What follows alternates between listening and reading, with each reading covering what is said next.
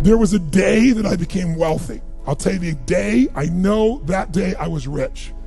I was broke. I was pissed. I was angry at everybody else but who? Myself.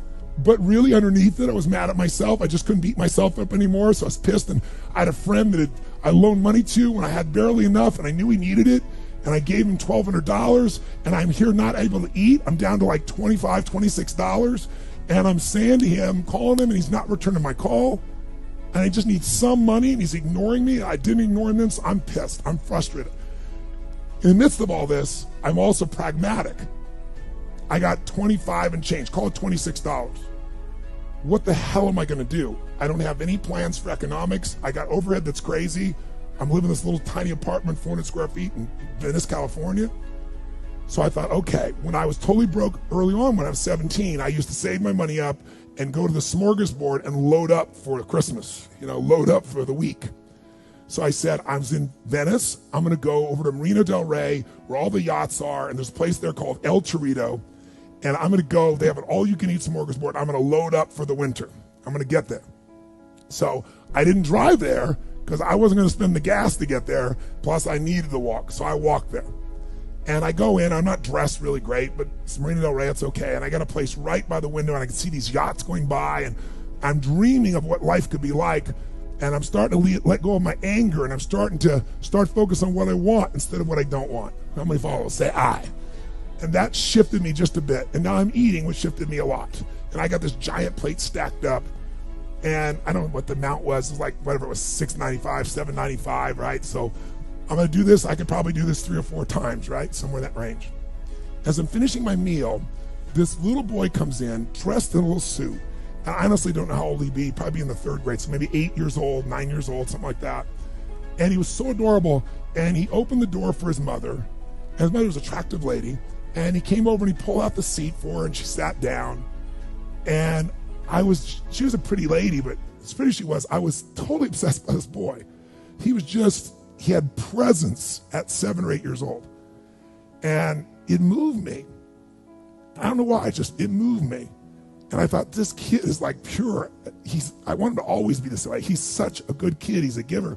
So I got up and I paid for the meal, and whatever it was, $6, $7. So now I've got whatever left, $17, $18, $19. And I walk up to this little boy, and I said, excuse me.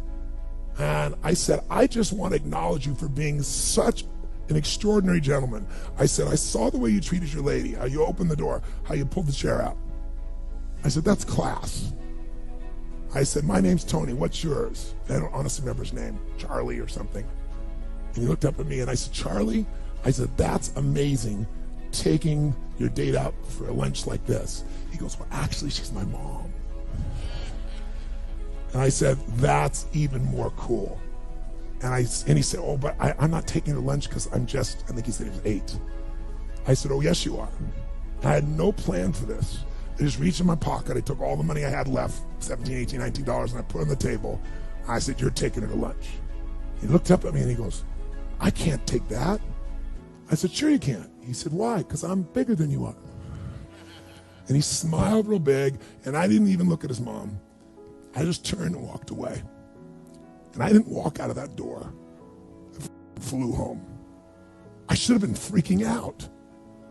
How the fuck am I gonna eat? But I didn't. I flew because something inside of me had finally got past scarcity. I finally realized there's something inside of us more than our limits, especially around this thing called money that I had let terrorize me. And I got home, and the mailman came that day, and I had no idea I was gonna have my next meal. And a letter comes, and it's from the guy I loaned the money to. Handwritten note saying, I've been avoiding you. It's wrong. I'm so sorry. You were there when I needed you. Here's what I owe you plus a little bit more. And the $1,200 was there plus another $100 for the time that I had to take care of it. And for me, $1,300, that was enough to run my show for a month or two.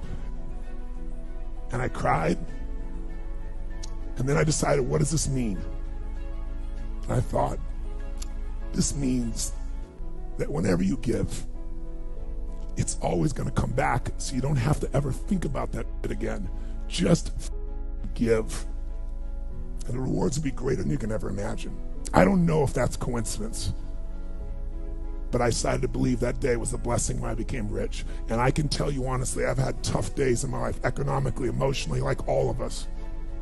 But I've never gone back to that scarcity. I never will. The secret to living is giving. Do it when you don't have it, and I promise you, scarcity will leave your life.